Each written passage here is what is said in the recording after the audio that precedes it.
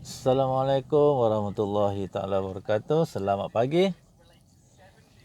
Okey, ada yang berdebar-debar. Esok boleh disemak nama-nama yang akan berjaya mendapat interview ya. Bukannya berjaya mendapat SLP, berjaya mendapat interview untuk memohon sambung belajar dengan pembiayaan beasiswa. Okey, hadiah latihan persekutuan. Okey. Sukacita saya nak sebut dekat sini bahawa antara perkara yang maybe diberikan perhatian oleh panel, saya tak tahu siapa panelnya dan saya pun tak tahu macam mana bentuk temuduga tu dilakukan, tetapi secara rasional, okey, bahawa untuk memberi sesuatu beasiswa tentulah anda dilihat berpotensi dan berkemampuan untuk menjalankan tanggungjawab sebagai seorang calon master mahupun di peringkat PhD. Dan elemen-elemen yang mungkin menjadi perhatian pada hemat saya yang kerdil ini, okey, terutamanya adalah elemen GOT. Mampukah anda melaksanakan memikul tanggungjawab sebagai seorang pelajar dan akhirnya bergraduate dalam tempoh yang telah ditentukan 3 tahun ya, ataupun more or less 3,5 tahun maybe ya, nak tunggu macam-macam ya. Okey, jadi pertama, elemen mampukah anda menjalankan kajian anda dalam tempoh yang ditetapkan. Okey, sebenarnya GOT ni banyak dia punya isu-isu yang berkaitan, bukan saja kemampuan anda, tetapi sistem tempat anda melanjutkan pelajaran. Ada kalanya masalah yang datang itu datang daripada sistem yang kurang efisien, menyebabkan banyak masa yang anda menghadapi adalah masa untuk menunggu keputusan jawatankuasa diluluskan, menunggu keputusan tajuk diluluskan, kemudian menunggu keputusan tarikh proposal defense, menunggu keputusan viva, kemudian ada isu yang berlaku, anda kena tunggu lagi, jadi banyak perkara yang mungkin menyebabkan terganggunya koridor on time. Okey, itu antara perkara yang kita tidak akan bincangkan sebab ia di luar kawal. Tetapi bagaimana anda nak pastikan bahawa waktu yang diperuntukkan itu anda boleh maksimiskan. Sebab itulah target anda sebenarnya bukan 3 tahun. Okey, pertama anda kena boleh bercakap tentang Gantt chart. Okey, anda kena sedikit familiarize dengan sistem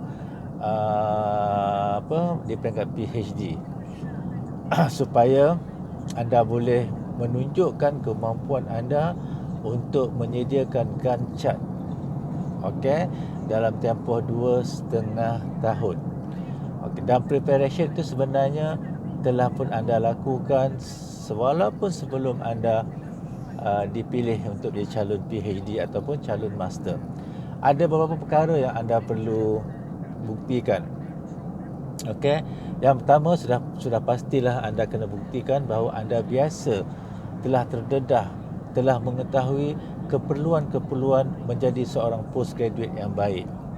Okey, pertama kemampuan anda untuk mengurus masa, dan ini sebenarnya boleh anda atasi dengan menunjukkan Gantt chart. Okey, sebagai satu reflection bahawa anda menyedari peringkat-peringkat yang perlu anda ikuti. Okey, bermula dengan menyelesaikan coursework yang wajib.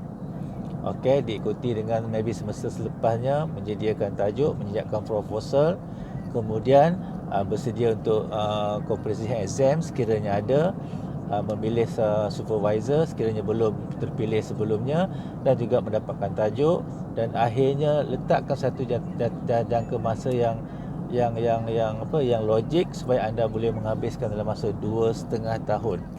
Okey, the worst come to worst 3 tahun sebagai ample time ataupun buffer time. Anda pastikan ada 6 bulan untuk anda akhirnya graduate dalam masa 3 tahun. Okey, jadi Gantt chart itu elemen pertama. Elemen kedua adalah salah satu daripada keperluan anda untuk bergraduat adalah kemampuan anda untuk menulis.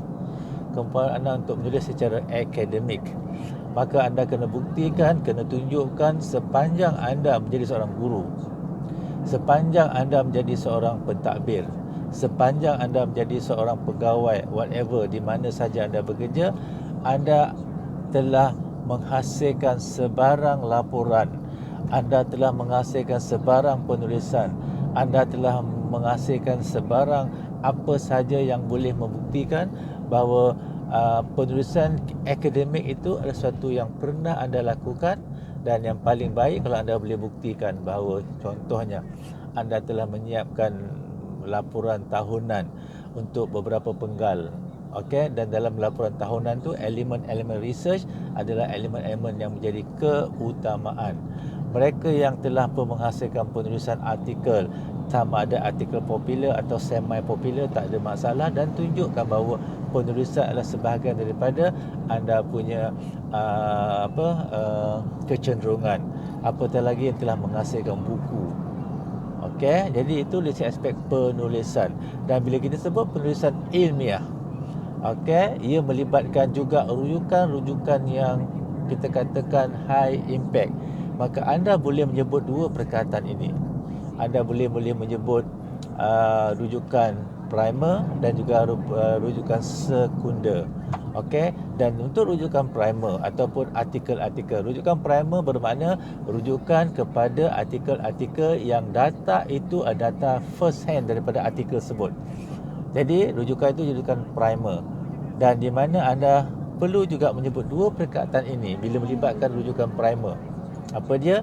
Iaitu artikel-artikel yang dirujuk adalah artikel-artikel yang high impact. Okey, yang disenaraikan oleh Scopus yang mengindeks ataupun Web of Science. Dua badan yang mengindeks artikel-artikel yang keluar dalam jurnal yang berimpak tinggi. Kena bezakan artikel dengan jurnal. Jangan cakap macam orang mabuk. Okey. Okey, yang anda baca itu namanya artikel. Okey, kenapa kita katakan sebagai artikel jurnal atau jurnal artikel? Kenapa? Kerana artikel itu dikompilekan dalam bentuk buku, dan buku itu dinamakan jurnal. Bermakna jurnal itu mengandungi compilation of artikel-artikel. Anda baca artikel, ya. Anda tak baca jurnal, sebab jurnal itu banyak dalamnya, kata ada 10-15 artikel, dan anda baca spesifik artikel. So sebut dua perkataan ini. Okey, iaitu membaca sumber rujukan primer yang diindeks oleh Scopus dan juga Web of Science. Kenapa? Kerana dua badan ini adalah badan yang diiktiraf oleh KPM sebagai badan yang memberikan indeks yang terbaik so far lah. Okey, ya, itu yang aspek yang kedua. Okey, aspek yang ketiga adalah kelebihan anda menguasai paling tidak pun analisis data. Kalau anda cenderung untuk buat kajian kuantitatif, okey, sekurang-kurangnya anda boleh menyebut kecenderungan anda, okey, latar belakang anda, kebolehan anda untuk menganalisis data. Okey, walaupun di peringkat yang paling kita katakan lazim, menganalisis data-data berbentuk frekuensi, peratus, okey, sekurang-kurangnya anda telah biasa dengan pendekatan kuantitatif. Okey, bagi mereka yang cenderung untuk membuat kajian genre kualitatif, okey, yang nanti dilihat sebagai sesuatu yang okey, yang juga diperlukan anda untuk memberikan respon, apakah bentuk analisis yang anda akan lakukan sekiranya genre anda itu berbentuk kualitatif. Okey, maka sudah pasti anda menyebut, sekurang-kurangnya boleh sebutlah kalau pun anda tak pernah terdedah. Okey, ada dua software yang diperlukan untuk anda belajar menghasilkan coding. Okey, dalam kajian kualitatif kita menekankan aspek coding, iaitu kita codekan statement-statement yang akhirnya menjadi tema-tema. Dua software itu adalah Atlas T version 8 dan juga NVivo, okey, ataupun orang sebut NVivo. Kedua-dua software ni software analisis kualitatif yang memproses kod-kod yang kita benakan dalam proses coding tadi untuk menghasilkan tema-tema. Maka tema-tema ni lah kita interpret sebagai finding kita dalam kajian kualitatif. Okey. Kalau anda kata anda memang seorang yang ada kemahiran interpersonal, untuk melakukan kajian-kajian kualitatif, anda kena tunjukkan juga, anda kena buktikan juga anda mempunyai kelebihan interpersonal. Boleh berkomunikasi, boleh melakukan rapport dengan baik dan ada kemampuan untuk berinteraksi secara efektif dengan orang-orang yang bakal anda temui. Jadi itu semua kemahiran-kemahiran yang boleh membuktikan anda bersedia. Sebab istilah-istilah yang anda sebut tadi, contohnya istilah-istilah coding, okey, itu memberikan anda satu kekuatan berbanding dengan mereka yang maybe sebut secara umum saja. Okey, bagi kajian kuantitatif, kekuatannya adalah kepada analisis data di peringkat yang lebih tinggi. Okey, kalau anda ingin membina model, teringat nak bina model, terfikir nak bina model. Okey, kalau model itu di peringkat prediction sahaja, anda nak meramal sahaja, maka anda kena sebut Smart PLS. Okey, tapi kalau anda ingin membuat confirmation kepada satu model, maka anda kena sebut Structural Equation Model. Analisis anda adalah analisis Structural Equation Model. Okey, untuk prediction kepada model anda gunakan Smart PLS. Baca sikitlah apa itu Smart dia. Smart PLS. PLS stand for partial least square. P partial L least S square. SEM pula Structural Equation Model ya. SEM, SEM analysis, untuk anda membuat confirmation kepada model-model yang anda fikirkan, boleh anda buktikan dalam kajian anda.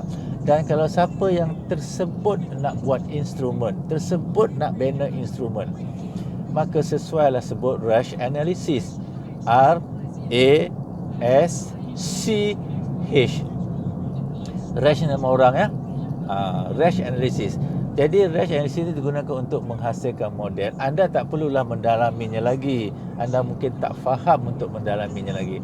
Tetapi adalah baik sekali anda boleh menyebut perkara-perkara tersebut dan berazam anda, oleh kerana anda telah tahu bahawa inilah analisis yang anda akan gunakan, maka peluang anda untuk mendalaminya sebaik saja mendapat tawaran adalah suatu yang anda tak sabar untuk menantinya.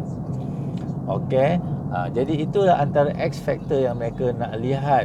Okey, dan kalau anda pula ada buat kajian-kajian small scale, apatah lagi apatah lagi a big scale of research, anda membantu sekolah, membantu jabatan, membantu organisasi, membantu KPM, tak kisahlah apa bentuk kajian pun, itu membuktikan bahawa anda telah pun expose kepada dunia research, dan itu juga akan memberikan satu X factor kepada anda. Okey, soalan yang paling favorite ditanya, itu adalah kata-kata orang yang sebelumnya, mereka still tak boleh nak graduate on time. Okey, jadi apakah jawapannya anda?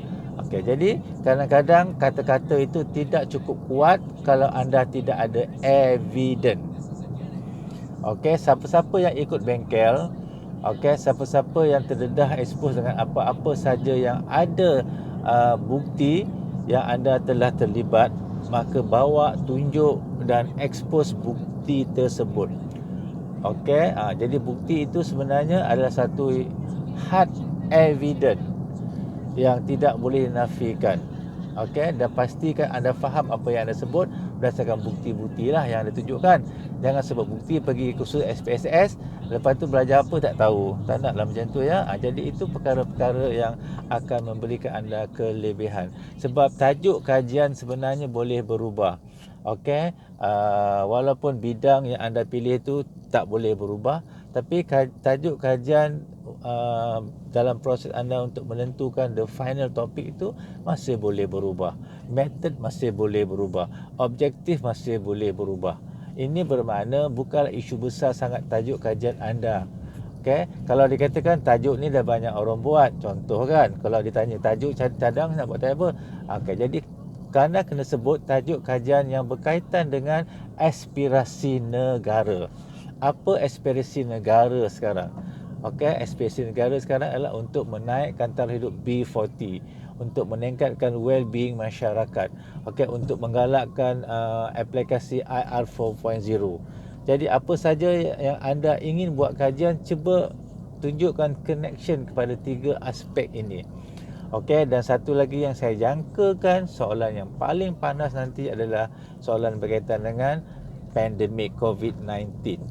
Okey, apa kaitan dia? Apa contribution anda, kajian anda?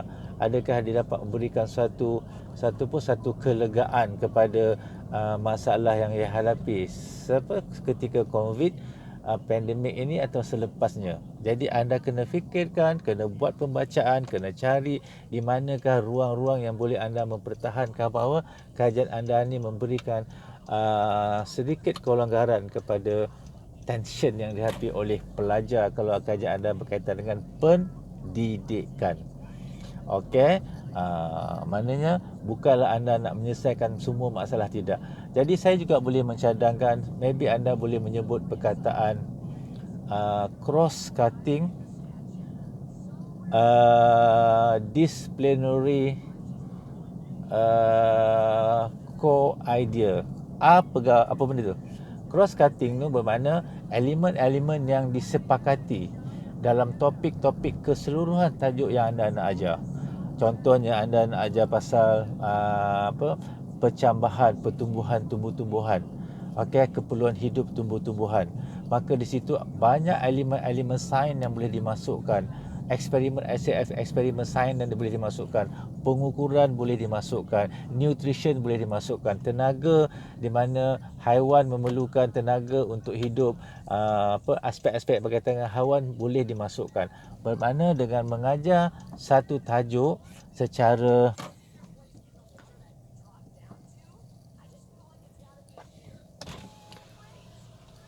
Nur Rehan, ambil mak saya. Mak, nombor jalan berapa tu? Nombor 12. 12 jalan 3. Tepi Padang. Oh, tepi Padang 36 kot. 36. Minta maaf. Terima kasih. Okey. Saya pergi dengan adik saya, nak ambil mak saya. Kena biasalah ya. Okey. Saya sebut tadi apa? COVID-19 kan. Jadi kita katakan kita akan membuat satu kajian. Katalah you buat PBL. PBL tu sebenarnya suatu yang merangkumi beberapa topik yang melibatkan tiga aspek. Pertama teori, kedua praktikal, kedua integration. Okey? Apa sajalah kaitkannya. Jadi bila anda telah buat satu yang bersifat tiga, satu praktikal, kedua disciplinary, topik yang integrated, okey, dan yang ketiga maybe pemahaman. Okey, latihan kolaboratif. Jadi kombinasi itu boleh menyebabkan subjek yang dulunya diajar secara berasingan, sekarang ni diajar secara komprehensif, integrated, dan akhirnya itu memberikan peluang untuk anda kita mengecilkan masa yang diperlukan untuk mengajar kerana ia diajar secara bersekali, integrated, dan itu memberikan kelonggaran kepada sistem lama yang terpaksa mengajar topik by topik. Bermakna anda ajar topik 1, dalam tu ada elemen topik 2 dan maybe ada elemen topik 4 dan juga ada elemen topik 7. Maka dengan mengajar secara integrated begitu, sebenarnya anda telah memasukkan core idea, core konsep, praktikal, okey, dan juga pemahaman yang lebih menyeluruh. Okey, itu saja yang sempat saya bersama anda. Kebetulan sampai rumah adik saya di Bandar Tun Hussein On ya. Assalamualaikum, jumpa lagi. Ada peluang kita bertemu semula. Kalau tidak, good luck. Okey. Mudah-mudahan semuanya mendapat berita gembira esok. Assalamualaikum warahmatullahi wabarakatuh. Bye bye. I love you.